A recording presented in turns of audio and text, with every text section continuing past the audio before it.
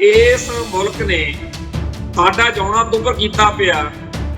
असली जिहड़ी साडी लड़ाई आ, जिहनूं चाहे खालिस्तान की लड़ाई कह लो या कोई होर नाम दे लिया जाए, पर है की आ, वो हैगी सिख धर्म नूं बचाउण दी लड़ाई। सीधी जी गल आ, इंडिया ने यह अहद किया होया कि सिख धर्म का भोग पाउणा, खात्मा करना।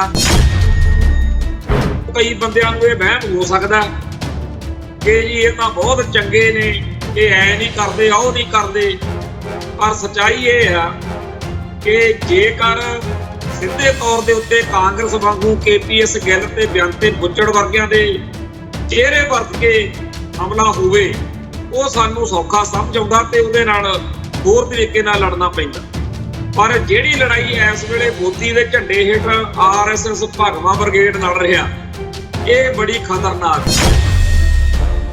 एक पासे तां टारगेट किलिंग दे राही साडी कौम दे पंथक सोच वाले, कौमी दर्द रखण वाले, खालिस्तान नूं समर्पित सिंघां दे कतल कराए जा रहे ने।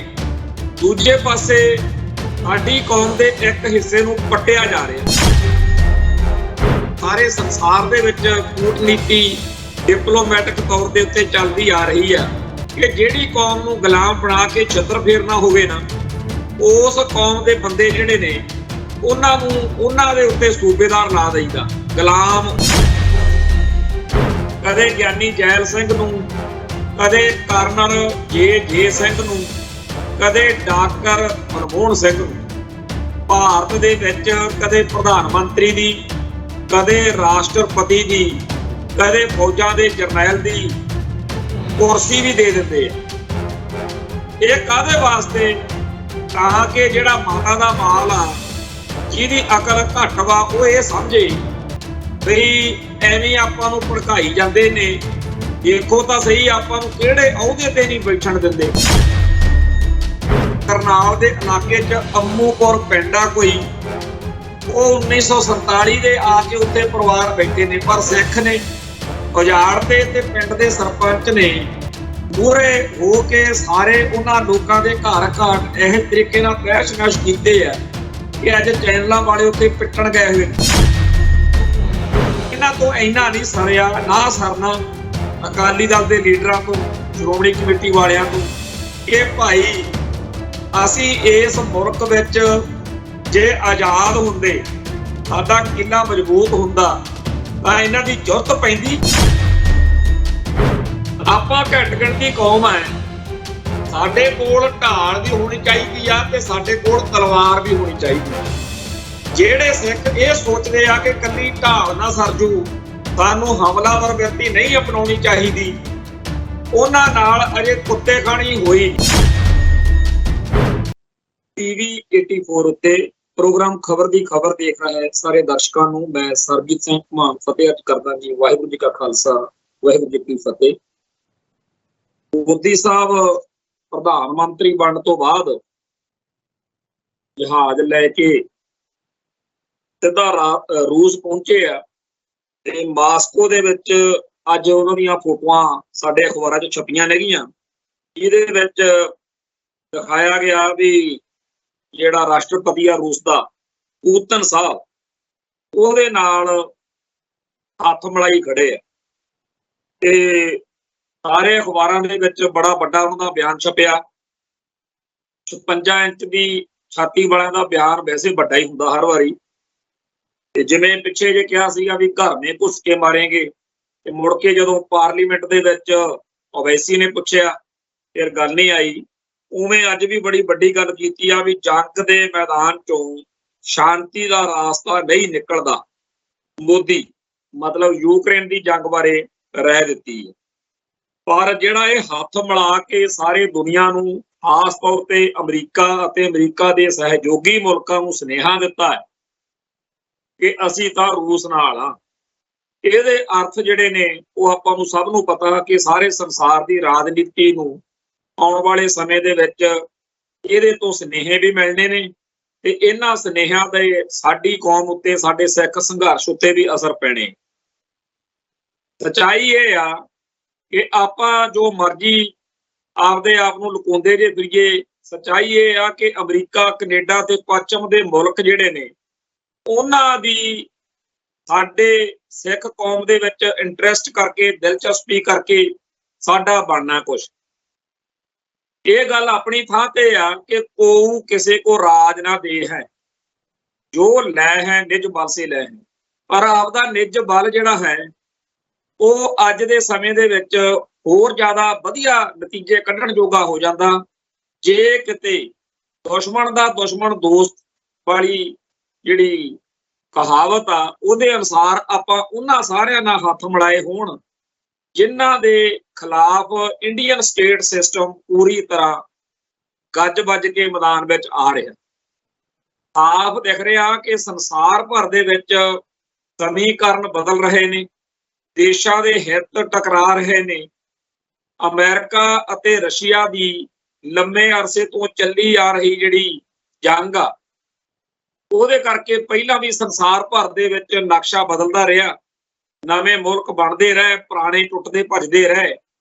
ਤੇ ਇਸ ਮਾਹੌਲ ਵਿੱਚ ਅੱਜ ਦੇ ਸੰਦਰਭ ਵਿੱਚ ਜੇ ਗੱਲ ਕਰੀਏ ਤਾਂ ਮੋਦੀ ਨੇ ਰੂਸ ਦੇ ਵਿੱਚ ਜਾ ਕੇ ਪੁਤਨ ਨਾਲ ਹੱਥ ਮਿਲਾ ਕੇ ਇੱਕ ਤਰੀਕੇ ਨਾਲ ਅਮਰੀਕਨ ਸਿਸਟਮ ਨੂੰ ਨਹੀਂ, ਉਹਨਾਂ ਸਾਰਿਆਂ ਨੂੰ ਚੈਲੰਜ ਕੀਤਾ ਜਿਹੜੇ ਰੂਸ ਦੇ ਦੁਸ਼ਮਣ।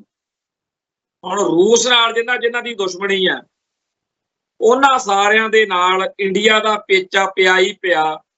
ਉਹ ਭਾਵੇਂ ਆਪਾਂ ਇਸ ਗੱਲ ਨੂੰ ਸਿੱਧ ਪੱਧਰਾ ਜਾਂ ਨਾ ਮੰਨੀਏ ਕਿ ਅਜੇ ਕੋਈ ਜੰਗ ਜੁਗ ਲੱਗੀ ਨਹੀਂ ਦਿਖਦੀ, ਪਰ ਅੱਜ ਦੇ ਸਮੇਂ ਦੇ ਵਿੱਚ ਜ਼ਰੂਰੀ ਨਹੀਂ ਕਿ ਹਥਿਆਰ ਨਾਲ ਹੀ, ਤੋਪਾਂ ਬੰਬਾਂ ਗੋਲਿਆਂ ਨਾਲ ਹੀ ਜੰਗ ਲੜੀ ਜਾਵੇ। ਡਿਪਲੋਮੈਟਿਕ ਤੌਰ ਤੇ ਵੀ ਜੰਗਾਂ ਲੜੀਆਂ ਜਾਂਦੀਆਂ ਨੇ, ਮੁਲਕਾਂ ਉੱਤੇ ਪਾਬੰਦੀਆਂ ਲਾ ਕੇ, ਮੁਲਕਾਂ ਦਾ ਆਰਥਿਕ ਤੌਰ ਤੇ ਘੇਰਾਬੰਦੀ ਕਰਕੇ ਏਦਾਂ ਵੀ ਜੰਗਾਂ ਲੜੀਆਂ ਜਾਂਦੀਆਂ ਨੇ।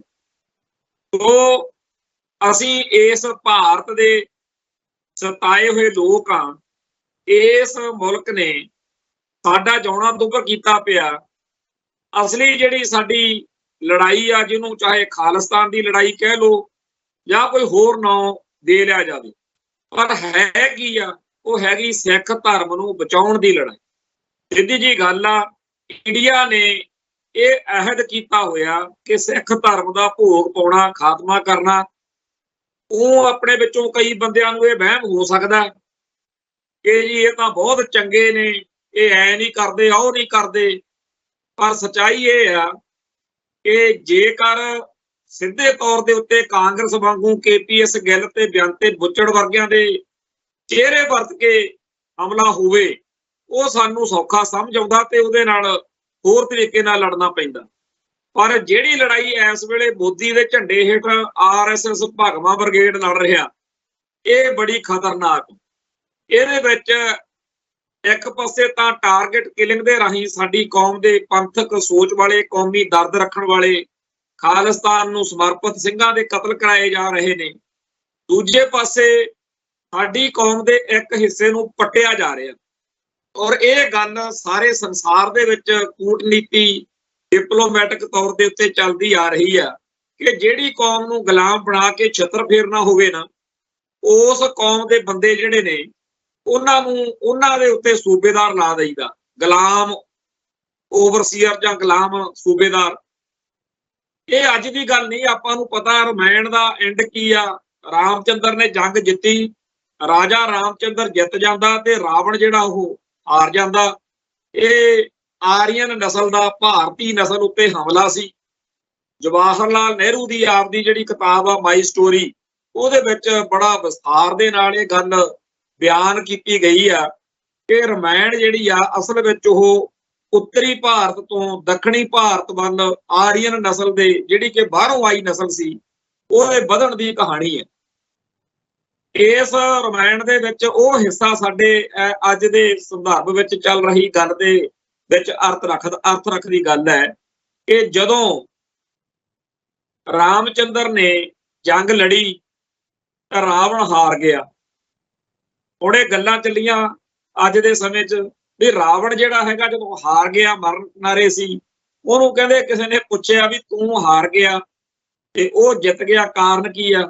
ਕਹਿੰਦਾ ਮੇਰਾ ਤੇ ਉਹਦਾ, ਰਾਮਚੰਦਰ ਦਾ ਫਰਕ ਇੰਨਾ ਕੀ ਸੀ ਰਾਮਚੰਦਰ ਦੇ ਭਰਾ ਉਹਦੇ ਵੱਲ ਸੀ ਤੇ ਸਾਡੇ ਭਰਾ ਵਿਭੀਸ਼ਣ ਹੋਣੀ ਉਹ ਦੂਜੇ ਪਾਸੇ ਸੀ।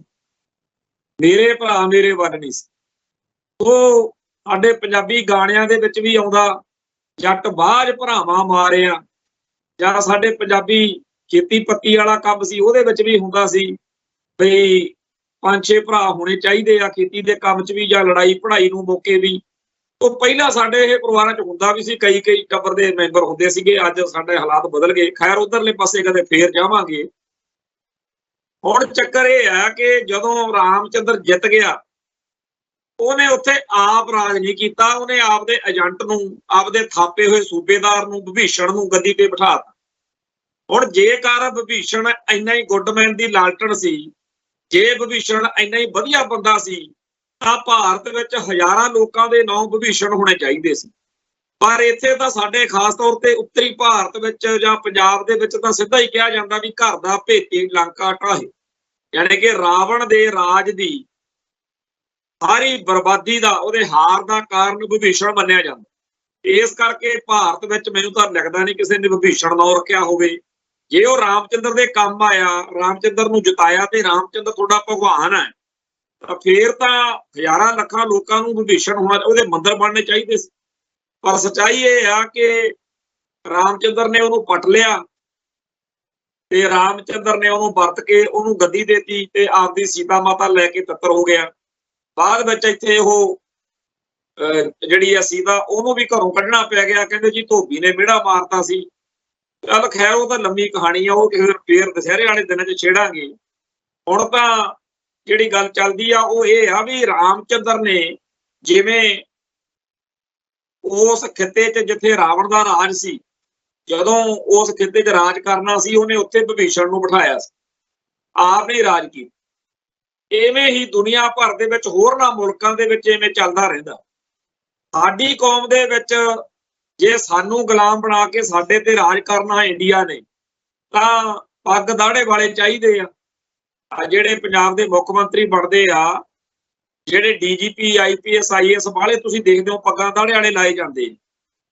ਤੇ ਸਾਡੇ ਬੰਦਿਆਂ ਨੂੰ ਖੁਸ਼ ਕਰਨ ਲਈ ਕਦੇ ਗਿਆਨੀ ਜੈਲ ਸਿੰਘ ਨੂੰ, ਕਦੇ ਕਰਨਲ ਜੇ ਸਿੰਘ ਨੂੰ, ਕਦੇ ਡਾਕਟਰ ਮਨਮੋਹਨ ਸਿੰਘ ਨੂੰ ਭਾਰਤ ਦੇ ਵਿੱਚ ਕਦੇ ਪ੍ਰਧਾਨ ਮੰਤਰੀ ਦੀ, ਕਦੇ ਰਾਸ਼ਟਰਪਤੀ ਦੀ, ਕਦੇ ਫੌਜਾਂ ਦੇ ਜਰਨੈਲ ਦੀ ਕੁਰਸੀ ਵੀ ਦੇ ਦਿੰਦੇ ਆ। ਇਹ ਕਾਹਦੇ ਵਾਸਤੇ? ਤਾਂ ਕਿ ਜਿਹੜਾ ਮਾਤਾ ਦਾ ਮਾਲ ਆ, ਜਿਹਦੀ ਅਕਲ ਘੱਟ ਵਾ, ਉਹ ਇਹ ਸਮਝੇ ਬਈ ਐਵੇਂ ਆਪਾਂ ਨੂੰ ਭੜਕਾਈ ਜਾਂਦੇ ਨੇ। ਦੇਖੋ ਤਾਂ ਸਹੀ, ਆਪਾਂ ਨੂੰ ਕਿਹੜੇ ਅਹੁਦੇ ਤੇ ਨਹੀਂ ਬੈਠਣ ਦਿੰਦੇ। ਅਹੁਦੇ ਤੇ ਤਾਂ ਅਸੀਂ ਖਾਲਿਸਤਾਨ 'ਚ ਵੀ ਭਾਈ ਹਿੰਦੂਆਂ ਨੂੰ ਬਿਠਾ ਦਿਆ ਕਰਾਂਗੇ। ਪ੍ਰਧਾਨ ਮੰਤਰੀ ਬਣ ਜੇ, ਰਾਸ਼ਟਰਪਤੀ ਬਣ ਜੇ, ਬੇਸ਼ੱਕ ਦੀ ਫੌਜਾਂ ਦਾ ਜਰਨੈਲ ਵੀ ਬਣ ਜੇ, ਕੁਛ ਨਹੀਂ ਕਹਿੰਦੇ ਅਸੀਂ। ਜਿਵੇਂ ਇੰਗਲੈਂਡ ਦੇ ਵਿੱਚ ਆ ਜਿਹੜਾ ਰਿਸ਼ੀ ਸੂਨਕ ਬਣਿਆ ਸੀ, ਕੀ ਉਹਨੇ ਕਰ ਲਿਆ ਇੰਡੀਆ ਦਾ ਜਾਂ ਹਿੰਦੂਆਂ ਦਾ? ਸੋ ਹਰੇਕ ਮੁਲਕ ਦਾ ਇੱਕ ਸਿਸਟਮ ਹੁੰਦਾ, ਉਸ ਸਿਸਟਮ ਦੇ ਅਧੀਨ ਉਸ ਅਹੁਦੇ ਤੇ ਬੈਠਣ ਵਾਲੇ ਨੇ ਚੱਲਣਾ ਹੁੰਦਾ। ਇਹ ਕੋਈ ਪੁਰਾਣਿਆਂ ਰਾਜਾਂ ਵਾਲਾ ਕੰਮ ਨਹੀਂ ਹੈਗਾ ਵੀ ਫਲਾਨਾ ਜੇ ਰਾਸ਼ਟਰਪਤੀ ਬਣ ਗਿਆ ਜਾਂ ਪ੍ਰਧਾਨ ਮੰਤਰੀ ਬਣ ਗਿਆ ਵੀ ਖਨੀ ਉਹ ਆਪਦੀ ਮਨਮਰਜ਼ੀ ਕਰ ਸਕਦਾ। ਇਹੋ ਜਿਹੀ ਗੱਲ ਕੋਈ ਨਹੀਂ। ਹਾਂ, ਜੇ ਬਹੁ ਗਿਣਤੀ ਕੌਮ ਦਾ ਬੰਦਾ ਹੈ, ਜਿਵੇਂ ਮੋਦੀ ਹਿੰਦੂ ਤਵੀਆਂ ਦਾ ਬੰਦਾ, ਫੇਰ ਉਹ ਕਰ ਸਕਦਾ। ਘੱਟ ਗਿਣਤੀ ਬੰਦੇ ਨੂੰ, ਘੱਟ ਗਿਣਤੀ ਕੌਮ ਦਾ ਤਾਂ ਫਿਕਰ ਹੀ ਪੈ ਜਾਣਾ ਚਾਹੀਦਾ। ਭਾਰਤ ਵਿੱਚ ਜਦੋਂ ਸਿੱਖਾਂ ਦਾ ਨਵੰਬਰ 84 'ਚ, ਜੂਨ 84 'ਚ ਘਾਣ ਹੋਇਆ, ਉਦੋਂ ਸਿੱਖ ਯਾਨੀ ਜੈਲ ਸਿੰਘ ਰਾਸ਼ਟਰਪਤੀ ਸੀ। ਜਦੋਂ ਮੁਸਲਮਾਨਾਂ ਦਾ ਘਾਣ ਹੋਇਆ ਇਸ ਮੁਲਕ 'ਚ, ਉਦੋਂ ਮੁਸਲਮਾਨ ਨੂੰ ਰਾਸ਼ਟਰਪਤੀ ਬਣਾਤਾ। ਆ ਜਦੋਂ ਹੁਣ ਜਿਹੜੇ ਮੂਲ ਬਸਤੀ ਭਾਰਤ ਦੇ ਲੋਕ ਨੇ, ਉਹਨਾਂ ਵਿੱਚੋਂ ਇੱਕ ਬੀਬੀ ਨੂੰ ਰਾਸ਼ਟਰਪਤੀ ਬਣਾਇਆ ਗਿਆ, ਤਾਂ ਸਾਰੇ ਇਹੀ ਚਰਚਾ ਛਿੜੀ ਹੋਈ ਸੀ ਵੀ ਐਤਕੀ ਮੋਦੀ ਹੁਣੀ ਇਹਨਾਂ ਭਾਰਤ ਦੇ ਮੂਲ ਵਾਸੀਆਂ ਦਾ, ਦਲਿਤ ਭਾਈਚਾਰੇ ਦਾ ਘਾਣ ਕਰਨਗੇ। ਸੋ ਜਿਹੜੀ ਗੱਲ ਹੈ ਉਹ ਇਹ ਆ ਕਿ ਸਾਡੀ ਕੌਮ ਦੇ ਵਿੱਚੋਂ ਬਹੁਤ ਸਾਰੇ ਇਹੋ ਜਿਹੇ ਗੁਲਾਮ ਬਿਰਤੀ ਵਾਲੇ ਬੰਦਿਆਂ ਨੂੰ ਕੁਰਸੀਆਂ ਤੇ ਬਿਠਾ ਕੇ ਹਾਕਮ ਜਿਹੜੀ ਖੇਡ ਖੇਡਦਾ, ਉਹਨੂੰ ਸਾਨੂੰ ਸਮਝਣ ਦੀ ਲੋੜ ਆ। ਸਾਡੇ ਜਿਹੜੇ ਵੱਡੀ ਉਮਰ ਦੇ ਬਹੁਤੇ ਬਜ਼ੁਰਗ ਨੇ, ਉਹਨਾਂ ਨੂੰ ਤਾਂ 1984 ਨੇ ਵੀ ਅਕਲ ਨਹੀਂ ਦਿੱਤੀ। ਸਾਨੂੰ ਇੱਥੇ ਬੜੇ ਬਜ਼ੁਰਗ ਸਿਆਣੇ ਬਿਆਣੇ ਟੱਕਰਨਗੇ, ਉਹ ਕਹਿਣਗੇ ਕਾਕਾ ਤੁਹਾਨੂੰ ਨਹੀਂ ਪਤਾ, ਮੁਸਲਮਾਨਾਂ ਨੇ ਆਪਣੇ ਤੇ ਬੜੇ ਜ਼ੁਲਮ ਕੀਤੇ ਸੀ ਤੇ ਭਾਈ ਫਿਰ ਹਿੰਦੂਆਂ ਨੇ ਘੱਟ ਕੀਤੇ ਆ। ਅਸੀਂ ਲਖਪਤ ਰਾਏ ਦੀ ਗੱਲ ਨਹੀਂ ਕਰਦੇ, ਅਸੀਂ ਕਿਸੇ ਹੋਰ ਪੁਰਾਣੇ ਸਮੇਂ ਦੀ ਵੀ ਨਹੀਂ ਗੱਲ ਕਰਦੇ। 1947 ਤੋਂ ਲੈ ਕੇ 84 ਤੱਕ ਦੇ ਵਿਚਾਲੇ ਜੋ ਜੂਤ ਪਤਾਣ ਹੋਇਆ ਉਹਦੀ ਵੀ ਨਹੀਂ ਕਰਦੇ, ਅਸੀਂ ਤਾਂ ਹੁਣ ਦੀ ਗੱਲ ਕਰਦੇ। ਹੁਣ ਦੀ ਗੱਲ ਦੇ ਵਿੱਚੋਂ ਵੀ ਚਲੋ ਅੱਜ ਦੀ ਗੱਲ ਤੇ ਆ ਜਾਓ। ਆ ਜਿਹੜਾ ਲੁਧਿਆਣੇ ਦੇ ਵਿੱਚ ਉਹ ਥਾਪਰ ਦੇ ਛੱਤਰ ਫਿਰਿਆ, ਉਦੋਂ ਬਾਅਦ ਵਿੱਚ ਗਵਰਨਰ ਆਇਆ ਤੇ ਉਹਨੇ ਇਹ ਹਿੰਦੂ ਭਾਈਚਾਰੇ ਨੂੰ ਸੁਨੇਹਾ ਦਿੱਤਾ ਵੀ ਕੋਈ ਗੱਲ ਨਹੀਂ, ਤੁਸੀਂ ਚਿੰਤਾ ਨਾ ਕਰੋ, ਸਭ ਲੇਖੇ ਹੋਣਗੇ। ਨਤੀਜਾ ਕੀ ਨਿਕਲਿਆ ਕਿ ਹਰਿਆਣੇ ਦੇ ਵਿੱਚ ਸਿੱਖਾਂ ਦੇ ਉੱਤੇ ਹਾੜਾ ਚੱਲ ਪਿਆ। ਉੱਥੇ ਕਰਨਾਲ ਦੇ ਇਲਾਕੇ 'ਚ ਅੰਮੂਪੁਰ ਪਿੰਡ ਆ ਕੋਈ, ਉਹ 1947 ਦੇ ਆ ਕੇ ਉੱਥੇ ਪਰਿਵਾਰ ਬੈਠੇ ਨੇ, ਪਰ ਸਿੱਖ ਨੇ ਉਜਾੜ ਤੇ ਪਿੰਡ ਦੇ ਸਰਪੰਚ ਨੇ ਮੂਹਰੇ ਹੋ ਕੇ ਸਾਰੇ ਉਹਨਾਂ ਲੋਕਾਂ ਦੇ ਘਰ ਘਾਟ ਇਹ ਤਰੀਕੇ ਨਾਲ ਤਹਿਸ਼-ਨਹਿਸ਼ ਕੀਤੇ ਆ ਕਿ ਅੱਜ ਚੈਨਲਾਂ ਵਾਲੇ ਉੱਥੇ ਪਿੱਟਣ ਗਏ ਹੋਏ ਨੇ। ਉਹ ਸਾਰੇ ਟੱਬਰ ਨੂੰ ਸਮਝ ਨਹੀਂ ਲੱਗਦੀ ਕਿ ਸਾਡੇ ਨਾਲੇ ਭਾਣਾ ਕੀ ਵਾਪਰਿਆ। ਬਿਲਕੁਲ ਐ ਬਰਬਾਦ ਕਰ ਦਿੱਤਾ ਉਹਨਾਂ ਦੇ ਘਰ ਨੂੰ। ਕਿਉਂਕਿ ਪੰਜਾਬ ਵਿੱਚ ਛੱਤਰ ਕਾਇਮ ਨਹੀਂ। ਜੇ ਪੰਜਾਬ ਦੇ ਵਿੱਚ ਸਿੱਖਾਂ ਦੇ ਜਿਵੇਂ ਪੇਕੇ ਜਿਹੜੇ ਹੁੰਦੇ ਆ ਨਾ, ਪੇਕੇ ਮਜ਼ਬੂਤ ਹੋਣ, ਕਾਇਮ ਹੋਣ, ਫਿਰ ਸਹੁਰੇ ਕੁੜੀ ਜਿਹੜੀ ਆਪਦੇ ਥੁੱਕ ਨਾਲ ਵਸਦੀ ਹੈ। ਇਹ ਨਹੀਂ ਵੀ ਸਹੁਰਿਆਂ ਦੇ ਛੱਤਰ ਫੇਰਨਾ, ਉਹਨੇ ਡਰਾਉਣਾ ਧਮਕਾਉਣਾ, ਪਰ ਉਹਨੂੰ ਇਹ ਹੁੰਦਾ ਕਿ ਮੇਰੇ ਮਗਰ ਕੋਈ ਖੜਨ ਵਾਲਾ ਹੈਗਾ। ਸਾਡੇ ਪੰਜਾਬ 'ਚ ਪਿੰਡਾਂ 'ਚ ਕਹਿੰਦੇ ਆ ਕੱਟਾ ਕੀਲੇ ਦੇ ਜ਼ੋਰ ਤੇ ਤਾਂਗੜਦਾ।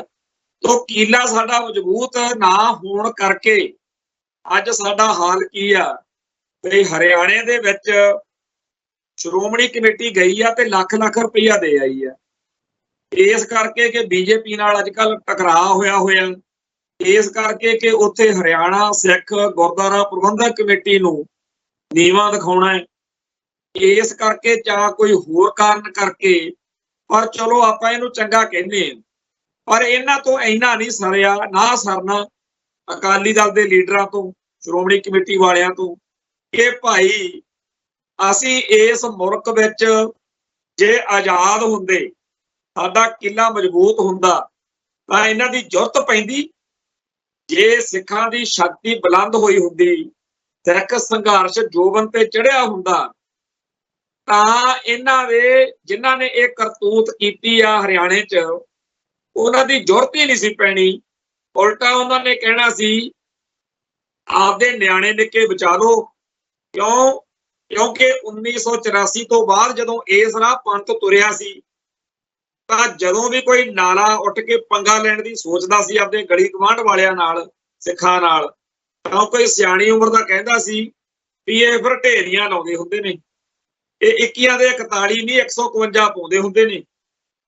ਇਸ ਗੱਲ ਦੇ ਬਾਰੇ ਪਿਛਲੇ ਪ੍ਰੋਗਰਾਮਾਂ 'ਚ ਮੈਂ ਬੜਾ ਠੋਕ ਵਜਾ ਕੇ ਕਹਿੰਦਾ ਰਿਹਾ ਕਿ ਜਦੋਂ ਬਿਦਰ ਕਾਂਡ ਵਾਪਰਿਆ, ਉਸ ਤੋਂ ਬਾਅਦ ਵਿੱਚ ਸਾਲ ਦੇ ਅੰਦਰ ਸਿੱਖ ਜੁਝਾਰੂ ਜਥੇਬੰਦੀਆਂ ਨੇ ਪਟਿਆਲੇ ਥਾਪਰ ਇੰਜੀਨੀਅਰਿੰਗ ਕਾਲਜ ਦੇ ਵਿੱਚ ਢੇਰੀ ਲਾਈ ਸੀ। ਸਾਡੇ ਬਹੁਤ ਸਾਰੇ ਬੰਦਿਆਂ ਨੂੰ ਅੱਜ ਵੀ ਇਹੋ ਜਿਹੀਆਂ ਗੱਲਾਂ ਦੇ ਉੱਤੇ ਬੁਖਾਰ ਜਿਹਾ ਚੜ ਜਾਂਦਾ ਵੀ ਹਾਏ ਤਾਂ ਜੀ ਬੇਦੋਸ਼ੀਆਂ ਦਾ ਕਤਲੇਆਮ ਹੋ ਗਿਆ, ਹਾਏ ਜੀ ਐ ਕਾਹਤੋਂ ਹੋ ਗਿਆ। ਪਰ ਸੱਚਾਈ ਇਹ ਆ ਕਿ ਜਦੋਂ ਇਹ ਘਟਨਾ ਕਰਨ ਤੋਂ ਬਾਅਦ ਵਿੱਚ ਜ਼ਿੰਮੇਵਾਰੀ ਛਪੀ, ਤਾਂ ਸਾਰੇ ਭਾਰਤ ਵਿੱਚ ਲਾਰਿਆਂ ਨੂੰ ਕੰਨ ਹੋ ਗਏ। ਸਰਕਾਰਾਂ ਨੂੰ ਅਕਲ ਆ ਗਈ ਵੀ ਜੇ ਬੰਬੇ 'ਚ, ਦਿੱਲੀ 'ਚ, ਕਰਨਾਲ, ਕਲਕੱਤੇ, ਜਿੱਥੇ ਵੀ ਕਿਤੇ ਸਿੱਖ ਫਿਰਦਾ ਹੋਵੇ, ਜੇ ਉਹ ਸੁਰੱਖਿਅਤ ਤੇ ਸੇਫ ਹੋ ਕੇ ਆਪਦੇ ਕੰਮਕਾਰ ਕਰਕੇ ਪੰਜਾਬ ਜਾਊਗਾ, ਫਿਰ ਤਾਂ ਪੰਜਾਬ ਦੇ ਵਿੱਚ ਵੀ ਹਿੰਦੂ ਸੁਰੱਖਿਅਤ ਨੇ। ਤੇ ਜੇ ਕਿਤੇ ਇਹਦੇ ਉਲਟ ਵਾਪਰਿਆ, ਜੇ ਬੰਬੇ 'ਚ, ਕਲਕੱਤੇ 'ਚ ਜਾਂ ਮੁਲਕ ਦੇ ਕਿਸੇ ਵੀ ਹੋਰ ਸ਼ਹਿਰ ਵਿੱਚ ਇੱਕ ਸਿੱਖ ਨੂੰ ਇੱਕ ਝਰੀਟ ਵੀ ਆ ਗਈ, ਤਾਂ ਪੰਜਾਬ ਦੇ ਵਿੱਚ ਅਗਲੇ ਹਿਸਾਬ ਕਿਤਾਬ ਬਰਾਬਰ ਨਹੀਂ, ਕੁਛ ਜ਼ਿਆਦਾ ਹੀ ਕਰਨਗੇ। ਜਿਵੇਂ ਬੇਦਰ ਵਾਲਿਆਂ ਦੀਆਂ ਸਿੱਖਾਂ ਦੀਆਂ ਲਾਸ਼ਾਂ ਗਿਣ ਲਓ ਤੇ ਥਾਪਰ ਇੰਜੀਨੀਅਰਿੰਗ ਕਾਲਜ ਵਿੱਚ ਜਿਹੜੇ ਕਫਨ ਸੀਗੇ ਉਹ ਗਿਣ ਲਓ ਵੀ ਕਿੰਨੇ ਉੱਥੇ ਪਹੁੰਚਦੇ ਕਰਨੇ ਪਏ। ਆਪਾਂ ਘੱਟ ਗਿਣਤੀ ਕੌਮ ਹੈ, ਸਾਡੇ ਕੋਲ ਢਾਲ ਵੀ ਹੋਣੀ ਚਾਹੀਦੀ ਆ ਤੇ ਸਾਡੇ ਕੋਲ ਤਲਵਾਰ ਵੀ ਹੋਣੀ ਚਾਹੀਦੀ। ਜਿਹੜੇ ਸਿੱਖ ਇਹ ਸੋਚਦੇ ਆ ਕਿ ਕੱਲੀ ਢਾਲ ਨਾ ਸਰਜੂ, ਸਾਨੂੰ ਹਮਲਾਵਰ ਵਿਰਤੀ ਨਹੀਂ ਅਪਣਾਉਣੀ ਚਾਹੀਦੀ, ਉਹਨਾਂ ਨਾਲ ਅਜੇ ਕੁੱਤੇ ਖਾਣੀ ਹੋਈ ਨਹੀਂ। ਜਦੋਂ ਹੋ ਜਾਂਦੀ ਹੈ ਉਦੋਂ ਫਿਰ ਬੰਦਾ ਕਹਿੰਦਾ ਹੈਗਾ ਕਿ ਮੈਂ ਐਵੇਂ ਮੱਤਾ ਦਿੰਦਾ ਫਿਰਦਾ ਸੀ ਲੋਕਾਂ ਨੂੰ। ਸਚਾਈ ਇਹ ਆ ਕਿ ਆਪਦਾ ਛਿੱਤਰ ਕਾਇਮ ਕਰਨਾ ਪੈਣਾ, ਜੁੱਤੀ ਕਾਇਮ ਕਰਨੀ ਪੈਣੀ। ਹਰਿਆਣੇ ਦੇ ਵਿੱਚ ਜਿਨ੍ਹਾਂ ਲੋਕਾਂ ਨਾਲ ਉੱਥੇ ਇਹ ਵਧੀਕੀ ਹੋਈ ਆ, ਉਹਨਾਂ ਨੂੰ ਪੁੱਛ ਕੇ ਦੇਖੋ ਕਿ ਭਾਈ ਹੁਣ ਦੱਸੋ ਇਸ ਮੁਲਕ ਦੇ ਨਾਲ ਰਹਿਣਾ, ਜਿਸ ਮੁਲਕ ਨੇ ਤੁਹਾਡਾ ਬਿਨਾਂ ਕਿਸੇ ਗੱਲ ਤੋਂ ਆ ਕੇ ਇੱਥੇ ਨੁਕਸਾਨ ਕੀਤਾ। ਕੋਈ ਇਹ ਤੋਂ ਤੁਹਾਨੂੰ ਕੋਈ ਕਾਨੂੰਨ ਅਨੁਸਾਰ ਜਾਂ ਕੋਈ ਹੋਰ ਗੱਲ ਬਿਲਕੁਲ ਨਹੀਂ ਸੀ। ਪਰ ਜਿਹੜਾ ਸਾਡੇ ਬੰਦਿਆਂ ਨੂੰ ਚੜ ਜਾਂਦਾ ਬੁਖਾਰ ਕਿ ਹਾਏ ਜੀ ਖਾਲਿਸਤਾਨ, ਹਾਏ ਜੀ ਸੈਕਸ ਫਾਰ ਜਸਟਿਸ ਵਾਲਿਆਂ ਨੇ ਕੰਧ ਉੱਤੇ ਖਾਲਿਸਤਾਨ ਲਿਖਤਾ। ਭਾਈ ਜਿਹਨੇ ਲਿਖਿਆ ਉਹਨੂੰ ਪਤਾ ਮੈਂ ਇੱਕ ਬੈਂਡ ਜਥੇਬੰਦੀ ਆ, ਉਹਦਾ ਜੇ ਕੰਮ ਕਰੂੰਗਾ ਮੇਰੇ ਤੇ ਪਰਚਾ ਬਣੂ, ਤੇ ਪਰਚੇ ਦੇ ਵਿੱਚ UAPA ਵੀ ਲੱਗੂ ਤੇ ਮੈਨੂੰ ਪਤਾ ਨਹੀਂ ਕਿੰਨੇ ਸਾਲ ਜੇਲ੍ਹ 'ਚ ਸੜਨਾ ਪਊ। ਉਹਨੂੰ ਤਾਂ ਹੈ ਨਹੀਂ ਕਿ ਮੈਂ ਜੇਲ੍ਹ 'ਚ ਸੜੂ, ਤੇ ਤੁਸੀਂ ਪਰਾਂ ਬੈਠੇ ਐਵੇਂ ਲੇਰਾ ਮਾਰਨ ਲੱਗੇ ਹੋਏ। ਧੰਨਾ ਪੰਜਾਬ ਦੇ ਉਹ ਸਿੱਖ ਜਿਹੜੇ ਆਪਦੇ ਆਪ ਨੂੰ ਕੌਮ ਨੂੰ ਐ ਸਮਰਪਿਤ ਹੋ ਕੇ ਮੈਦਾਨ 'ਚ ਆਉਂਦੇ ਐ। ਇਹ ਬੇਸ਼ੱਕ ਸਾਨੂੰ ਉਮਰ ਕੈਦ ਹੋ ਜੇ, ਬੇਸ਼ੱਕ ਸਾਨੂੰ ਫਾਂਸੀ ਹੋ ਜੇ, ਅਸੀਂ ਕੌਮ ਦਾ ਝੰਡਾ ਡਿੱਗਣ ਨਹੀਂ ਦੇਣਾ। ਆਪਾਂ ਕੱਲ ਗੱਲ ਕਰਦੇ ਸੀ ਤੇਜਿੰਦਰਪਾਲ ਸਿੰਘ ਟਿੰਮਾ, ਰਾਜਸਥਾਨ ਦੇ ਵਿੱਚ ਇਹ ਸਿੱਖ ਆਗੂ ਕਾਫੀ ਸਰਗਰਮ ਹੈ, ਤੇ ਇਹਦੀਆਂ ਅੱਜ ਦੇ ਸਾਰੇ ਅਖਬਾਰਾਂ ਦੇ ਵਿੱਚ ਖਬਰਾਂ ਲੱਗੀਆਂ ਹੋਈਆਂ ਨੇ। ਤੇ ਜਿੰਨੇ ਅਕਾਲੀ ਦਲ ਦੇ ਲੀਡਰ ਨੇ, ਸਰਦਾਰ ਸੁਖਬੀਰ ਸਿੰਘ ਬਾਦਲ ਤੋਂ ਲੈ ਕੇ ਗਿਆਨੀ ਰਘਵੀਰ ਸਿੰਘ ਅਕਾਲ ਤਖਤ ਸਾਹਿਬ ਦੇ ਜਥੇਦਾਰ, ਗਿਆਨੀ ਹਰਪ੍ਰੀਤ ਸਿੰਘ ਦਮਦਮਾ ਸਾਹਿਬ ਦੇ ਜਥੇਦਾਰ, ਸ਼੍ਰੋਮਣੀ ਕਮੇਟੀ ਦੇ ਪ੍ਰਧਾਨ ਹਰਜਿੰਦਰ ਸਿੰਘ ਧਾਮੀ ਤੇ ਹੋਰ ਜਿੰਨੇ ਵੀ ਆਗੂ ਨੇ, ਉਹਨਾਂ ਨੇ ਵੱਡੇ ਵੱਡੇ ਬਿਆਨ ਥਾਪੇ ਆ, ਨਿਖੇਧੀ ਕੀਤੀ ਹੈ। ਹੁਣ ਨਿਖੇਧੀ ਨਾਲ ਪਤਾ ਨਹੀਂ ਕਿ ਭਾਰਤ ਸਰਕਾਰ ਨੂੰ ਵਿਪਤਾ ਪਈ ਹੋਣੀ, ਹੋ ਸਕਦਾ ਮੋਦੀ ਭੱਜਿਆ ਫਿਰਦਾ ਹੋਵੇ ਵੀ ਨਿਖੇਧੀ ਕਰਤੀ। ਸੱਚਾਈ ਇਹ ਆ ਕਿ ਉਹਨਾਂ ਨੂੰ ਹੁਣ ਸਿੱਖਾਂ ਦੇ ਇਹਨਾਂ ਅਹੁਦਿਆਂ ਦੀ ਜਾਂ ਅਹੁਦਿਆਂ ਤੇ ਬੈਠੇ ਬੰਦਿਆਂ ਦੀ ਕੋਈ ਪਰਵਾਹ ਹੀ ਨਹੀਂ। ਚੇਤੇ ਕਰੋ ਬੀਬਾ ਹਰਸਿਮਰਤ ਕੌਰ ਦੀ ਪਿਛੇ ਦਸੰਬਰ ਦੇ ਵਿੱਚ ਕਿਸ ਤਰੀਕੇ ਨਾਲ ਅਮਿਤ ਸ਼ਾਹ ਨੇ ਬੇਇੱਜ਼ਤੀ ਕੀਤੀ ਸੀ ਪਾਰਲੀਮੈਂਟ 'ਚ। ਤੇ ਬੰਦੀ ਸਿੰਘਾਂ ਦੇ ਨਾਂ ਦੇ ਉੱਤੇ ਕਮੇਟੀ ਬਣਾ ਕੇ ਸ਼੍ਰੋਮਣੀ ਕਮੇਟੀ ਵੱਲੋਂ ਬਾਦਲਕਿਆਂ ਨੇ ਪੂਰਾ ਜ਼ੋਰ ਲਾ ਕੇ ਦੇਖ ਲਿਆ, ਅਗਲਿਆਂ ਨੇ ਟਾਈਮ ਨਹੀਂ ਦਿੱਤਾ। ਹੁਣ ਅੱਜ ਦੇ ਮਾਹੌਲ ਵਿੱਚ ਤਾਂ ਉਹ ਇਹਨਾਂ ਨੂੰ ਸਮਝਦੇ ਹੀ ਕੱਖ ਨਹੀਂ। ਇਹ ਗੱਲ ਸਾਨੂੰ ਇੱਕ ਪਾਸਿਓਂ ਤਾਂ ਤਸੱਲੀ ਜੀ ਵਾਲਾ ਕੰਮ ਆ ਵੀ ਵਧੀਆ ਇਹਨਾਂ ਦੇ ਨਾਲੇ ਕੁੱਤੇ ਖਾਣੀ ਹੋ ਰਹੀ ਹੈ, ਪਰ ਦੂਜੇ ਪਾਸੇ ਸਾਨੂੰ ਇਸ ਗੱਲ ਦਾ ਅਫਸੋਸ ਵੀ ਹੈ। ਅਹੁਦਿਆਂ ਤੇ ਬੈਠੇ ਇਹ ਬੰਦੇ ਜਦੋਂ ਇਹਨਾਂ ਹੀ ਅਹੁਦਿਆਂ ਦੇ ਉੱਤੇ ਅੱਜ ਤੋਂ 25-30 ਸਾਲ 50 ਸਾਲ ਪਹਿਲਾਂ ਕੋਈ ਆਗੂ ਬੈਠਾ ਹੁੰਦਾ ਸੀ, ਉਹਦੀ ਠੁੱਕ ਹੁੰਦੀ ਸੀ, ਤੜ ਹੁੰਦੀ ਸੀ। ਅੱਜ ਅਸੀਂ ਇੰਨੇ ਕਮਜ਼ੋਰ ਹੋ ਚੁੱਕੇ ਹਾਂ। ਅੱਜ ਇਹਨਾਂ ਅਹੁਦਿਆਂ ਤੇ ਬੈਠਣ ਵਾਲਿਆਂ ਨੇ ਹੀ ਇਹਨਾਂ ਅਹੁਦਿਆਂ ਦਾ ਮਾਣ ਇੰਨਾ ਕੁ ਘਟਾ ਦਿੱਤਾ ਹੈ ਕਿ ਦਿੱਲੀ ਵਾਲਿਆਂ ਨੂੰ, ਨਾਗਪੁਰ ਵਾਲਿਆਂ ਨੂੰ ਇਹਨਾਂ ਅਹੁਦਿਆਂ ਦਾ ਕੋਈ ਉਹੋ ਜਿਹਾ ਪ੍ਰਭਾਵ ਨਹੀਂ ਪੈ ਰਿਹਾ। ਸਭ ਤੋਂ ਵੱਧ ਨੁਕਸਾਨ ਬਾਦਲ ਪਰਿਵਾਰ ਨੇ ਕੀਤਾ, ਤੇ ਹੁਣ ਬਾਦਲ ਪਰਿਵਾਰ ਦਾ ਪੂਰਾ ਜ਼ੋਰ ਲੱਗਿਆ ਹੋਇਆ ਵੀ ਕਿਸੇ ਤਰੀਕੇ ਨਾਲ ਪੰਥ ਵਿੱਚ ਮੇਰੀ ਫੇਰ ਦੁਬਾਰਾ ਸਾਖ ਬਣ ਜਾਵੇ। ਸੋ ਇਹ ਬੰਦੀ ਸਿੰਘਾਂ ਦੀ ਰਿਹਾਈ ਦਾ ਮੁੱਦਾ ਜਾਂ ਹੋਰ ਮਸਲੇ ਚੱਕ ਕੇ ਅਸਲ ਵਿੱਚ ਤਾਂ ਉਹ ਇਹ ਚਾਹੁੰਦੇ ਆ ਕਿ ਕੌਮ ਦੇ ਵਿੱਚ ਸਾਡੇ ਬਾਰੇ ਲੋਕ ਕਹਿਣ ਕਿ ਇਹ ਬੜੇ ਚੰਗੇ ਆ, ਤੇ ਜਦੋਂ ਇਹ ਗੱਲ ਸਾਹਮਣੇ ਆਉਂਦੀ ਆ, ਦਿਮਾਗ 'ਚ ਆਉਂਦੀ ਆ, ਫਿਰ ਕਹੀਦਾ ਵੀ ਵਧੀਆ ਹੀ ਕਰਦੇ ਇਹਨਾਂ ਨਾਲ ਦਿੱਲੀ ਵਾਲੇ, ਭਾਜਪਾ ਵਾਲੇ। ਪਰ ਦੂਜਾ ਪੱਖ ਵੀ ਇਹਦੇ ਨਾਲ ਜੁੜਿਆ ਹੋਇਆ ਕਿ ਜਿਹੜੇ ਸਾਡੀ ਕੌਮ ਦਾ ਕੁਝ ਨਿਰਾਸ਼ਾਵਾਦੀ ਹਿੱਸਾ ਉਹ ਹੋਰ ਵੀ ਜ਼ਿਆਦਾ ਡੀਮੋਰਲਾਈਜ਼ ਹੋ ਸਕਦਾ।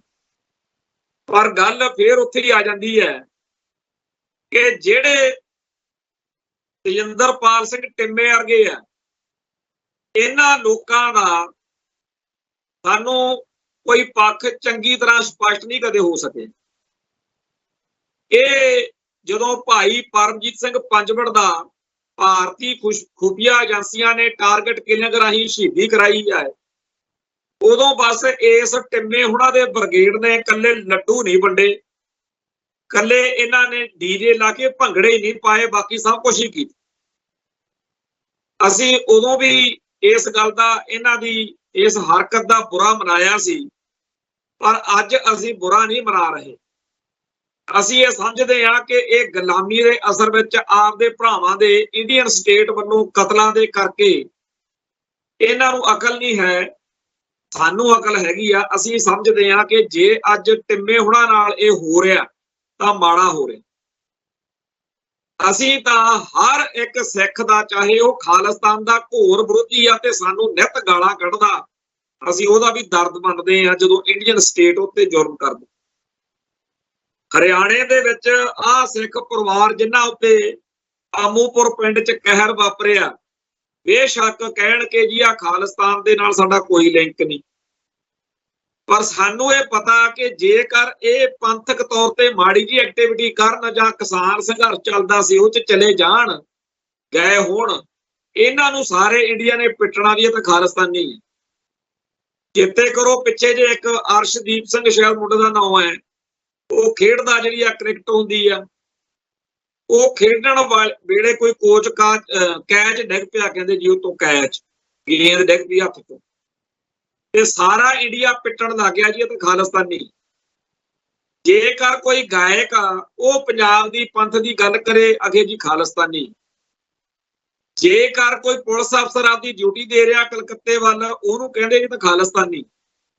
ਇੰਡੀਆ ਨੂੰ ਪਤਾ ਵੀ ਸਾਰੇ ਸਿੱਖਾਂ ਨੂੰ ਖਾਲਿਸਤਾਨੀ ਕਹਿਣਾ, ਤੇ ਸਾਡੇ ਬੰਦੇ ਪਿੱਟਣ ਲੱਗ ਜਾਂਦੇ ਆ, ਆਏ ਸਾਨੂੰ ਖਾਲਿਸਤਾਨੀ ਕਿਹਾ। ਉਹ ਕਹਿੰਦੇ ਆ ਗਰਵ ਸੇ ਕਹੋ ਹਮ ਹਿੰਦੂ ਹੈ। ਸਾਨੂੰ ਤਾਂ ਸ਼ਰਮ ਆਉਂਦੀ ਆ ਵੈਸੇ ਇਸ ਜਦੋਂ ਸਾਨੂੰ ਕਹਿੰਦੇ ਆ, ਸਾਨੂੰ ਤਾਂ ਗਾਲ ਵਰਗਾ ਅੱਖਰ ਲੱਗਦਾ ਜਦੋਂ ਕਹਿੰਦੇ ਆ ਤੁਸੀਂ ਵੀ ਹਿੰਦੂ, ਪਰ ਉਹ ਕਹਿੰਦੇ ਆ ਗਰਵ ਸੇ ਕਹੋ ਹਮ ਹਿੰਦੂ। ਇਹ ਅਸੀਂ ਕਦੋਂ ਕਹਿਣ ਲੱਗਣਾ ਕਿ ਸਾਨੂੰ ਪ੍ਰਾਊਡ ਆ, ਮਾਣ ਆ ਖਾਲਿਸਤਾਨੀ ਹੋਣ ਤੇ? ਇਹ ਇੱਕ ਨਾ ਇੱਕ ਦਿਨ ਇਸ ਪਾਸੇ ਲੈ ਆਉਣਾ। ਆ ਜਿਹੜਾ ਹਰਿਆਣੇ ਵਾਲੇ ਆ ਜਾਂ ਟਿੰਮੇ ਹੁਣੀ ਹੈ, ਇਹਨਾਂ ਨਾਲ ਜੋ ਵਾਪਰ ਰਿਹਾ, ਇਹੀ 1984 ਵਿੱਚ ਜਿਨ੍ਹਾਂ ਨਾਲ ਵਾਪਰਿਆ, ਉਹਨਾਂ ਨੇ ਇਸ ਤੋਂ ਪਹਿਲਾਂ ਭਾਰਤ ਮਾਤਾ ਦਾ ਬੜਾ ਝੰਡਾ ਚੱਕੀ ਰੱਖਿਆ, ਫਿਰ ਉਹ ਖਾਲਿਸਤਾਨ ਦੇ ਰਾਹ ਤੁਰੇ।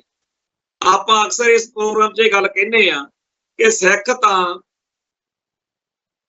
ਭਾਰਤ ਨਾਲ ਰਹਿਣਾ ਚਾਹੁੰਦੇ, ਪਰ ਇੰਡੀਆ ਨੇ ਛਿੱਤਰ ਫੇਰ ਕੇ ਸਿੱਖਾਂ ਨੂੰ ਖਾਲਿਸਤਾਨ ਦੇ ਰਾਹ ਤੋਰਿਆ ਤੇ ਗਾਹ ਤੋਰਨਾ। ਜਿਹੜੇ ਕਹਿੰਦੇ ਅਸੀਂ ਇਸ ਰਾਹ ਤੁਰਨਾ ਨਹੀਂ, ਉਹਨਾਂ ਨੂੰ ਵੀ ਤੁਹਾਡੇ ਸਾਹਮਣੇ ਤੋਰਨਗੇ।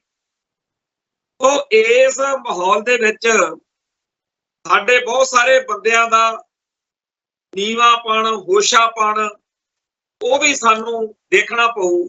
ਜਿਵੇਂ ਮੈਂ ਗੱਲ ਕੀਤੀ ਆ ਕਿ ਟਿੰਮਾ ਜੀ ਇਹ ਫਰਮਾ ਰਹੇ ਸੀ ਕਿ ਜੀ ਇਹ ਪੰਜਵੜ ਹੋਣਾ ਦਾ ਕਤਲ ਬਿਲਕੁਲ ਠੀਕ ਹੋਇਆ, ਤੇ ਅੱਜ ਉਹਨਾਂ ਦੇ ਸਿਰ ਤੇ ਜਦੋਂ ਬੀਤੀ ਆ ਰਾਤ ਟੀਵੀ ਚੈਨਲਾਂ ਦੇ ਉੱਤੇ ਇੱਥੇ ਬਹਿਸ ਹੋ ਰਹੀ ਸੀ, ਆਪ ਵੀ ਵਿੱਚ ਹੀ ਲੱਗਿਆ ਸੀ, ਆਪਣੇ ਗੁਰਚਰਨ ਸਿੰਘ ਗਰੇਵਾਲ ਤੇ ਹੋਰ ਕਈ ਲੀਡਰਾਂ ਨੂੰ ਨਾਲ ਲੈ ਕੇ ਇਸ ਮਸਲੇ ਤੇ ਕਾਫੀ ਚੈਨਲਾਂ ਦੇ ਉੱਤੇ ਅੱਜ ਵੀ ਰੌਲਾ ਰੱਪਾ ਪੈ ਰਿਹਾ ਮੀਡੀਆ 'ਚ। ਜਦੋਂ ਇਹਨਾਂ ਤੇ ਜ਼ੁਲਮ ਹੁੰਦਾ, ਜਦੋਂ ਸਟੇਟ ਕੋਈ ਧੱਕਾ ਕਰਦਾ, ਉਦੋਂ ਇਹਨਾਂ ਨੂੰ ਪੰਥ ਚੇਤੇ ਆਉਂਦਾ, ਉਹ ਤਾਂ ਪੰਥਕ ਬੰਦਿਆਂ ਦੇ ਮਰਨ ਤੇ ਖੁਸ਼ੀ ਜ਼ਾਹਿਰ ਕਰਦਾ। ਇਵੇਂ ਹੀ ਇੱਕ ਦਿੱਲੀ ਕਮੇਟੀ ਦੇ ਵਿੱਚ ਬੀਜੇਪੀਆਂ ਰਲ ਕੇ ਚੱਲ ਰਹੇ ਨੇ, ਕਾਲਕੇ ਹੁਣੀ, ਮਨਜਿੰਦਰ ਸਾਸੇ ਹੁਣਾਂ ਵਾਲਾ ਗਰੁੱਪ, ਉਹਦੀ ਇੱਕ ਇਹਨਾਂ ਦਿਨਾਂ ਦੇ ਵਿੱਚ ਇੰਟਰਵਿਊ ਘੁੰਮ ਰਹੀ ਆ, ਜਿਹਦੇ ਵਿੱਚ ਉਹ ਕਹਿੰਦਾ ਹੈ ਕਿ ਜੀ ਦਿੱਲੀ ਨੂੰ ਛੱਡੋ, ਪੰਜਾਬ ਦੇ ਲੋਕ ਵੀ ਖਾਲਿਸਤਾਨ ਦੇ ਹਮਾਇਤੀ ਨਹੀਂ ਹੈਗੇ, ਵੱਖਰਾ ਰਾਜ ਨਹੀਂ ਚਾਹੁੰਦੇ। ਇਹ ਬਿਲਕੁਲ ਕਹਿੰਦੇ ਗਲਤ ਗੱਲ ਆ। ਵੱਡੇ ਵੱਡੇ ਅਹੁਦਿਆਂ ਤੇ ਬੜੀਆਂ ਉਹੀ ਗੱਲਾਂ ਜਿਹੜੀਆਂ ਸਾਰੇ ਸੁਣਾਉਂਦੇ ਹੁੰਦੇ। ਮੈਂ ਉਹਦਾ ਸਾਰਾ ਸੁਣਿਆ ਤੇ ਮੈਂ ਉਹਦੀ ਸਾਰੀ ਗੱਲ ਦੇ ਵਿੱਚੋਂ ਇੱਕ ਗੱਲ ਨਾਲ ਜ਼ਿਆਦਾ ਸਹਿਮਤ ਹੋਇਆ ਤਾਂ ਬਾਕੀ ਗੱਲਾਂ ਵੀ ਸਹਿਮਤ ਆ ਮੈਂ ਕਿ ਵਾਕਿਆ ਹੀ ਭਾਰਤ ਵਿੱਚ ਕਈ ਅਹੁਦਿਆਂ ਦੇ ਉੱਤੇ ਪੱਗਾਂ ਦਾੜੇ ਵਾਲੇ ਭੱਬੂ ਬਿਠਾਏ ਜਾਂਦੇ। ਭੱਬੂ ਉਹ ਹੁੰਦਾ ਜਿਹਨੂੰ ਅਕਲ ਤਾਂ ਹੋਵੇ ਨਾ ਤੇ ਉਹ ਸਮਝੇ ਕਿ ਮੈਨੂੰ ਸਾਰਾ ਕੁਝ ਹੀ ਪਤਾ। ਇੱਕ ਉਹ MLA MP ਮੁੱਖ ਮੰਤਰੀ ਪ੍ਰਧਾਨ ਮੰਤਰੀ ਜਾਂ ਹੋਰ ਅਹੁਦੇ ਤੇ ਬੈਠਣ ਵਾਲੇ ਸਿੱਖ ਨੇ ਜਿਹੜੇ ਇੰਡੀਆ ਦੇ ਹਰ ਉਸ ਫੈਸਲੇ ਨੂੰ ਪਵਿੱਤਰ ਹੁਕਮ ਮੰਨੀ ਫਿਰਦੇ ਆ ਜਿਹਦੇ ਨਾਲ ਪੰਥ ਦਾ ਤੇ ਪੰਜਾਬ ਦਾ ਬੇੜਾ ਗਰਕ ਹੋਣਾ ਹੋ, ਉਹ ਭੱਬੂ ਹੀ ਹੋਏ ਨੇ। ਇੱਕ ਉਹ ਬੰਦੇ ਆ ਜਿਨ੍ਹਾਂ ਨੂੰ ਜਦੋਂ ਮਾੜਾ ਜਿਹਾ ਵੀ ਪਤਾ ਲੱਗ ਜੇ ਉਹ ਪਿੱਟਦੇ ਆ, ਚੀਕਾਂ ਮਾਰਦੇ ਆ ਕਿ ਇਹਦੇ ਨਾਲ ਆਪਣੇ ਪੰਥ ਦਾ ਤੇ ਪੰਜਾਬ ਦਾ ਕੰਮ ਖਰਾਬ ਹੋ। ਜਿਨ੍ਹਾਂ ਲੋਕਾਂ ਨੂੰ ਪੰਜਾਬ ਦਿਆਂ ਨੂੰ 1979 ਦੇ ਵਿੱਚ ਇਹ ਅਕਲ ਸਮਝ ਸੀ ਕਿ ਜੇਕਰ ਹਰਿਆਣੇ ਨੂੰ ਪੰਜਾਬ ਦਾ ਪਾਣੀ ਚਲੇ ਗਿਆ ਅਸੀਂ ਬੰਜਰ ਹੋ ਜਾਾਂਗੇ, ਉਹਨਾਂ ਕੋਲੇ ਚਾਹੇ ਕੋਈ ਅਹੁਦਾ ਸੀ ਤੇ ਚਾਹੇ ਨਹੀਂ, ਉਹ ਮਹਾਨ ਲੋਕ ਸੀ। ਇਹ ਮੁੱਖ ਮੰਤਰੀ ਸੀਗਾ ਬਾਦਲ, ਜਿਹਨੇ ਉਦੋਂ 1 ਕਰੋੜ ਦਾ ਪਤਾ ਨਹੀਂ 2 ਕਰੋੜ ਦਾ ਚੈੱਕ ਜਿਹੜਾ ਸੀ ਉਹ ਆਪਦੇ ਯਾਰ ਤੋਂ, ਚੌਧਰੀ ਦੇਵੀ ਲਾਲ ਤੋਂ, ਹਰਿਆਣੇ ਦੇ ਮੁੱਖ ਮੰਤਰੀ ਤੋਂ ਲੈ ਲਿਆ ਚੁੱਪ ਕਰਕੇ ਪੰਜਾਬ ਲਈ। ਆ ਪਿੱਛੇ ਜੇ ਵਾਪਸ ਕਰਦੇ ਫਿਰਦੇ ਸੀ। ਉਦੋਂ ਕਹਿੰਦੇ ਛੇਤੀ ਤੋਂ ਛੇਤੀ ਨਹਿਰ ਬਣਾਓ ਜੀ, ਰਾਜੀਵ ਲੌਂਗੋਵਾਲ ਸਮਝੌਤੇ 'ਚ ਗੱਲ ਮੁੱਕ ਗਈ। ਬਰਨਾਲਾ ਸਾਹਿਬ ਮੁੱਖ ਮੰਤਰੀ ਬਣੇ ਹੋਏ, ਸਿੰਚਾਈ ਮੰਤਰੀ ਨੂੰ ਲਾਇਆ ਹੋਇਆ ਮੂਹਰੇ, ਉਦੋਂ ਸ਼ਾਇਦ ਕੈਪਟਨ ਸੀ ਮੁੱਖ ਜਾਂ ਕਮਲਜੀਤ ਤਾਂ ਸਹਿਕਾਰਤਾ ਮੰਤਰੀ ਸੀ, ਕੈਪਟਨ ਕਮਲਜੀਤ, ਕੈਪਟਨ ਅਮਰਿੰਦਰ ਸਿੰਘ ਹੀ ਸੀ ਸ਼ਾਇਦ। ਜਿਹੜੀ ਨਹਿਰ ਬਣੀ ਆ ਨਾ ਪੰਜਾਬ ਦੇ ਵਿੱਚ ਉਹ ਅਕਾਲੀ ਦਲ ਦੇ ਰਾਜ 'ਚ ਹੀ ਬਣੀ ਆ ਬਰਨਾਲੇ ਉਹਨਾਂ ਦੇ। ਬਾਅਦ 'ਚ ਫਿਰ ਉਹ ਬੱਬਰ ਖਾਲਸਾ ਨੂੰ ਰੋਕਣੀ ਪਈ ਆਪਦੇ ਤਰੀਕੇ ਨਾਲ, ਜੁੱਤੀ ਨਾਲ ਰੋਕਣੀ ਪਈ, ਛੱਤਰ ਨਾਲ ਰੋਕਣੀ ਪਈ। ਤੇ ਇੱਕ ਪਾਸੇ ਤਾਂ ਪੰਜਾਬ ਦੇ ਆਮ ਨੌਜਵਾਨ ਜਿਨ੍ਹਾਂ ਨੇ ਸਿਰਾਂ ਤੇ ਖੱਫਣ ਬੰਨ੍ਹ ਕੇ ਪੰਜਾਬ ਦੇ ਪਾਣੀ ਬਚਾਏ, ਦੂਜੇ ਪਾਸੇ ਬਾਦਲ ਸਾਹਿਬ ਚੈੱਕ ਲੈਂਦੇ ਫਿਰਦੇ ਆ। ਬਰਨਾਲੇ ਹੁਣੀ ਕਹਿੰਦੇ ਆ ਬਿਲਕੁਲ ਬਣਾਵਾਂਗੇ। ਤੇ ਫਿਰ ਇਹ ਜਿਹੜੇ ਭੱਬੂ ਆ ਮੁੱਖ ਮੰਤਰੀ ਬਣਦੇ ਆ, ਕਦੇ ਕੁਛ ਦਰਬਾਰੇ ਸਿੰਘ ਵਰਗੇ ਜਾਂ ਹੋਰ, ਇਹਨਾਂ ਦਾ ਆਚਾਰ ਪਾਉਣਾ। ਉਹ ਅਸਲੀ ਲੜਾਈ ਕੌਮ ਦੀ ਕੌਣ ਲੜਦਾ, ਪੰਜਾਬ ਦੀ ਕੌਣ ਲੜਦਾ? ਆਮ ਸਿੱਖ ਲੜਦਾ। ਆਮ ਸਿੱਖ ਨੂੰ ਪਤਾ ਕਿ ਕਿਹੜੇ ਫੈਸਲਿਆਂ ਨਾਲ ਅਸੀਂ ਮਰਦੇ ਆ ਤੇ ਕਿਹੜੇ ਫੈਸਲਿਆਂ ਨਾਲ ਅਸੀਂ ਬਚਦੇ। ਆ ਜਿਹੜਾ ਦਿੱਲੀ ਕਮੇਟੀ ਦਾ ਪ੍ਰਧਾਨ ਹੈ, ਇਹਨੇ ਵੀ ਜਿਹੜੀਆਂ ਵੱਡੀਆਂ ਵੱਡੀਆਂ ਗੱਪਾਂ ਰੋੜੀਆਂ ਨੇ ਕਿ ਲਓ ਜੀ ਐਡੇ ਐਡੇ ਅਹੁਦਿਆਂ ਤੇ ਸਿੱਖ ਬੈਠੇ ਆ ਤੇ ਫੇਰ ਵੀ ਸਾਡੇ ਬੰਦੇ ਕਹੀ ਜਾਂਦੇ ਆ ਕਿ ਸਾਨੂੰ ਖਾਲਿਸਤਾਨ ਚਾਹੀਦਾ, ਵੱਖਰਾ ਰਾਜ ਚਾਹੀਦਾ। ਹੁਣ ਇੱਥੇ ਤੱਕ ਗੱਲਾਂ ਸੁਣਦੇ ਕਰਦੇ ਜਜ਼ਬਾਤ 'ਚ ਹੀ ਆ ਕੇ ਕਹਿ ਗਿਆ, ਬਾਅਦ 'ਚ ਪਤਾ ਨਹੀਂ ਇਹਨੂੰ ਕਿਸੇ ਨੇ ਝਿੜਕਿਆ ਹੋਣਾ। ਅੱਗੇ ਫੜ ਮਾਰ ਬੈਠਿਆ, ਕਹਿੰਦਾ ਰੈਫਰੈਂਡਮ ਕਰਾ ਲੈਣਾ ਚਾਹੀਦਾ ਜੀ, ਵੋਟਾਂ ਪਵਾ ਲੈਣੀਆਂ ਚਾਹੀਦੀਆਂ ਜੇ ਪੰਜਾਬ ਦੇ ਵਿੱਚ ਵੀ ਕਿਸੇ ਨੇ ਕਹਿਤਾ ਵੀ ਖਾਲਿਸਤਾਨ ਚਾਹੀਦਾ।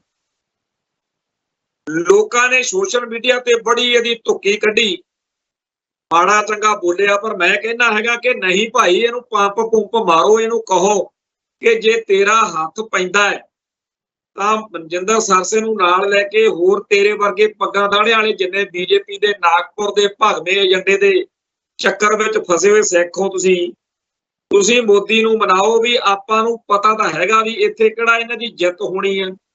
ਪੰਜਾਬ 'ਚ ਇੱਕ ਵਾਰੀ ਰੈਫਰੈਂਡਮ ਕਰਵਾ ਹੀ ਦਿਓ ਖਾਲਿਸਤਾਨ ਦੇ ਮੁੱਦੇ।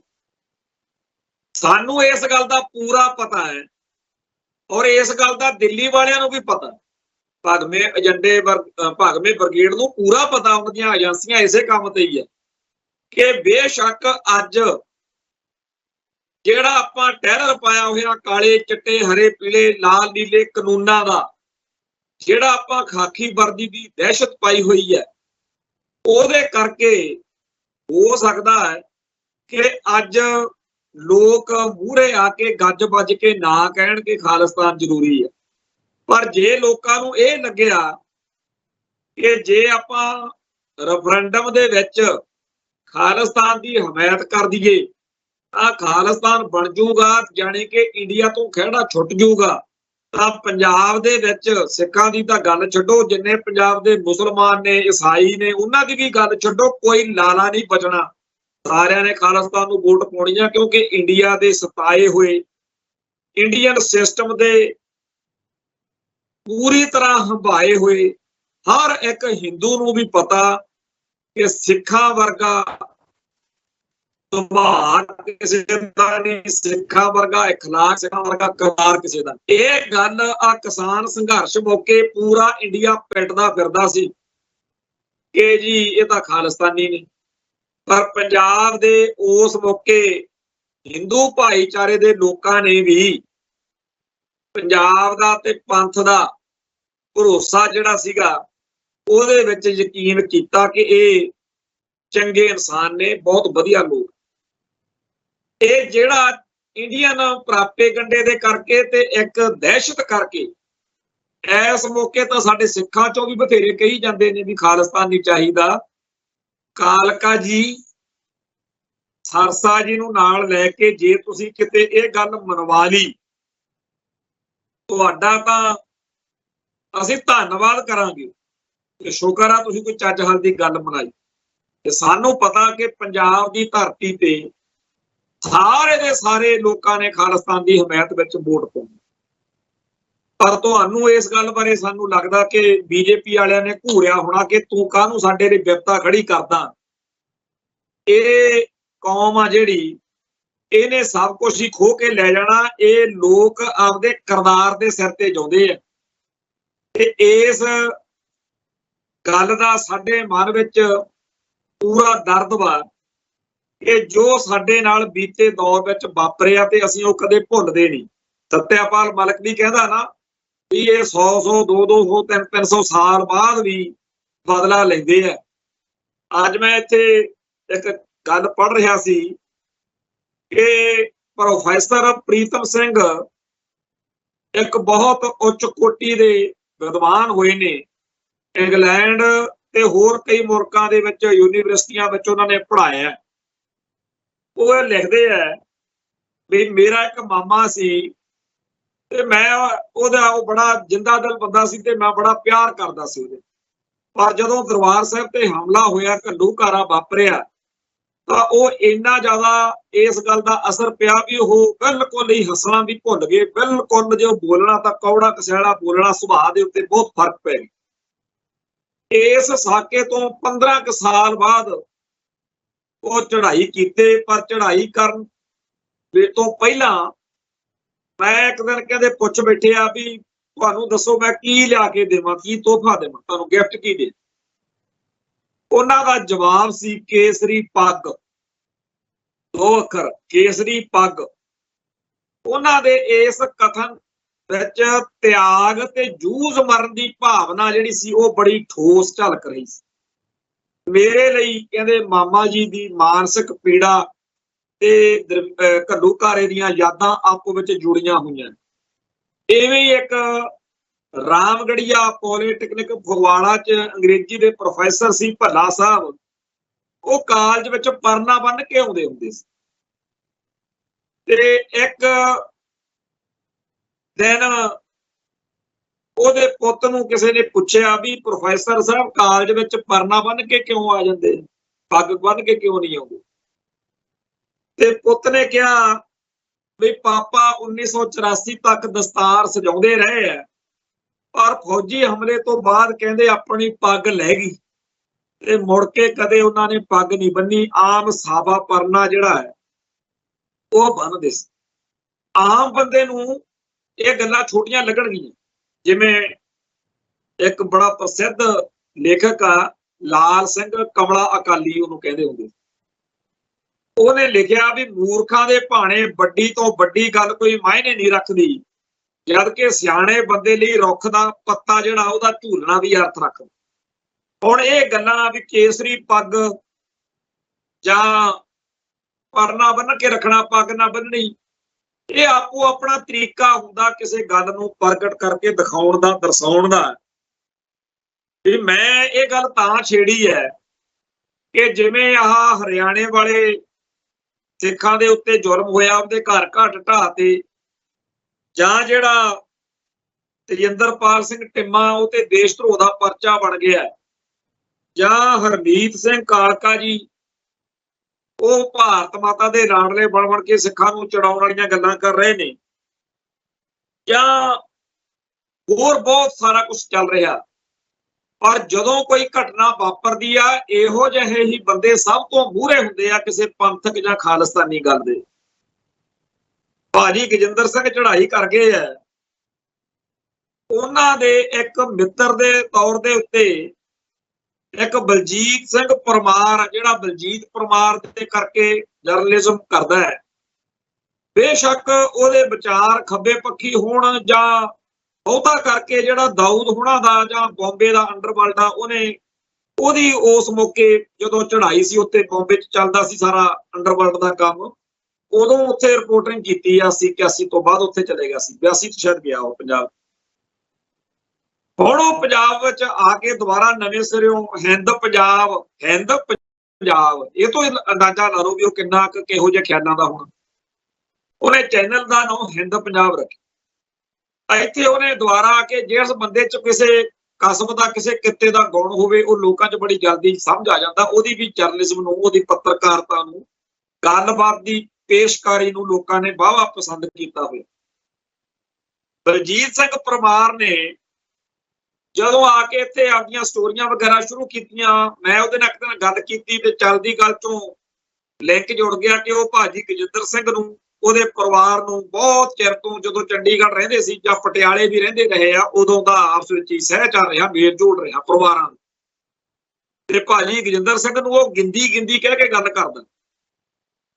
ਤੇ ਚਲੋ ਮੈਨੂੰ ਕਿਹਾ, ਮੈਂ ਭਾਜੀ ਨੂੰ ਸੁਨੇਹਾ ਵੀ ਲਾਇਆ, ਤੇ ਪਰ ਹਾਲਾਤ ਇਹੋ ਜਿਹੇ ਸੀਗੇ, ਜਾਂ ਹੁਣ ਵੀ ਆਪਾਂ ਨੂੰ ਪਤਾ, ਟਾਰਗੇਟ ਕਿਲਿੰਗ ਵਾਲਾ ਚੱਲਿਆ ਚੱਕਰ, ਗੱਲਬਾਤ ਉਹਨਾਂ ਦੀ ਹੋ ਨਾ ਸਕੀ। ਪਰ ਉਹਨੂੰ ਇਸ ਗੱਲ ਦਾ ਬੜਾ ਵਧੀਆ ਲੱਗਿਆ ਕਿ ਭਾਜੀ ਗਜਿੰਦਰ ਸਿੰਘ ਬੇਸ਼ੱਕ ਖਾਲਿਸਤਾਨ ਦੀ ਗੱਲ ਕਰਦੇ ਆ, ਮੇਰੇ ਯਾਰ ਦੋਸਤ ਨੇ, ਤੇ ਉਹਨਾਂ ਦੀ ਪੰਥ ਵਿੱਚ, ਪੰਜਾਬ ਦੇ ਵਿੱਚ ਇੰਨੀ ਇੱਜ਼ਤ ਸਤਿਕਾਰ ਹੈ। ਜਦੋਂ ਚੜ੍ਹਾਈ ਕਰ ਗਏ, ਉਹਨੇ ਫਿਰ ਅਫਸੋਸ ਕਰਨ ਲਈ ਮੇਰੇ ਨਾਲ ਗੱਲ ਕੀਤੀ ਕਿ ਯਾਰ ਮੇਰੇ ਦਿਲ ਨੂੰ ਬੜਾ ਝਟਕਾ ਲੱਗੇ। ਉਹਨੇ ਗੱਲਾਂ ਬਾਤਾਂ ਬਹੁਤ ਸੋਹਣੀਆਂ ਕੀਤੀਆਂ ਤੇ ਕਹਿੰਦਾ ਮੈਨੂੰ ਆਹ ਦੱਸੋ, ਕੁਝ ਗੱਲਾਂ ਉਹਨੇ ਪੁੱਛੀਆਂ ਤੇ ਮੈਂ ਆਪਦੇ ਪ੍ਰੋਗਰਾਮ ਕਰਾਂ। ਉਹਨੇ ਪਰਸੋਂ ਆਪਦੇ ਟੀਵੀ ਚੈਨਲ, ਜਿਹੜਾ ਉਹਦਾ ਸੋਸ਼ਲ ਮੀਡੀਆ YouTube ਚੈਨਲ ਹੈ ਹਿੰਦ ਪੰਜਾਬ, ਉਹਦੇ ਉੱਤੇ ਭਾਜੀ ਗਜਿੰਦਰ ਸਿੰਘ ਦੇ ਨਾਲ ਆਪਦੀ ਸਾਂਝ ਬਾਰੇ ਤੇ ਹੋਰ ਕਈ ਗੱਲਾਂ ਪੱਖਾਂ ਬਾਰੇ ਇੱਕ ਸਧਾਰਨ ਪ੍ਰੋਗਰਾਮ ਕੀਤਾ।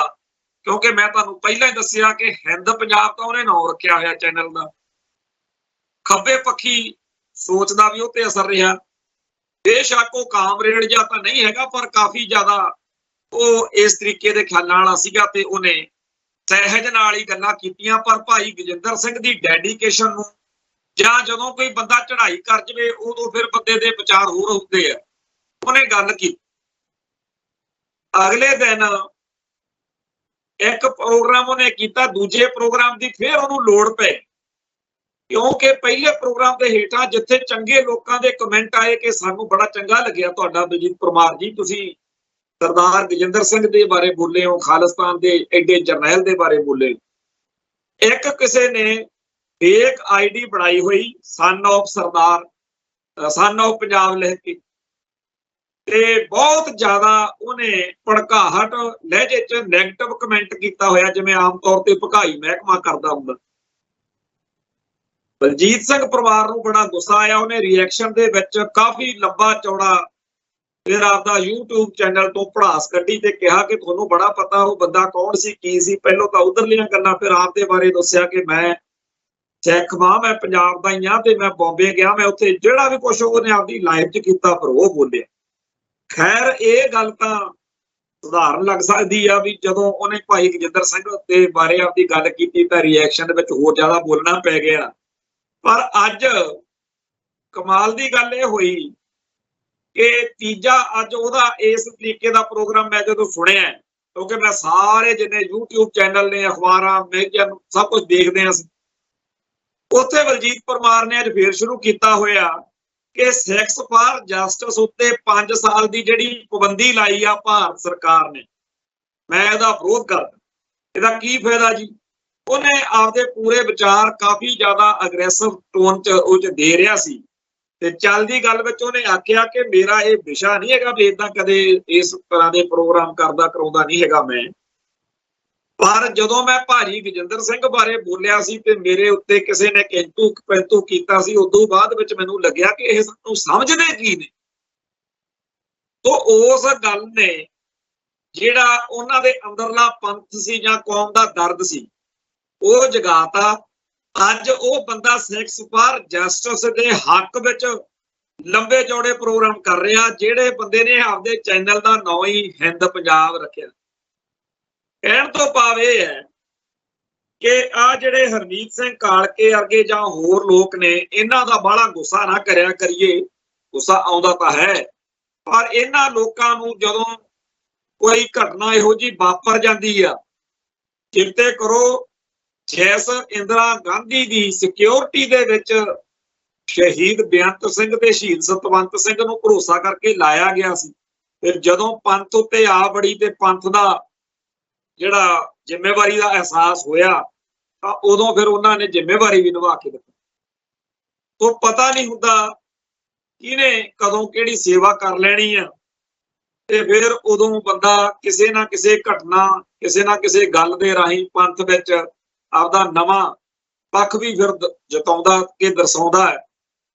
ਜਿਵੇਂ ਦੀਪ ਸਿੱਧੂ ਸੰਨੀ ਦਿਓਲ ਵਾਲੀ ਚੋਣ ਮੁਹਿੰਮ ਦੌਰਾਨ ਪੰਜਾਬ ਦੇ ਬੀਜੇਪੀ ਇੱਕ ਲੀਡਰ ਤੋਂ ਸੱਚ ਸੁਣ ਕੇ ਪੰਥ ਬਾਰੇ ਇਹੋ ਜਿਹਾ ਜਾਗਿਆ ਕਿ ਕੌਮ ਨੂੰ ਸਮਰਪਿਤ ਹੋ ਕੇ ਘਾਲਣ ਵਾਲਾ ਇੱਕ ਐਕਟਿਵਿਸਟ ਬਣ ਗਿਆ, ਜਿਹਨੇ ਕੌਮ ਨੂੰ ਅੱਜ ਦੇ ਦੌਰ ਵਿੱਚ ਕਾਫੀ ਪ੍ਰਭਾਵਿਤ ਕੀਤਾ।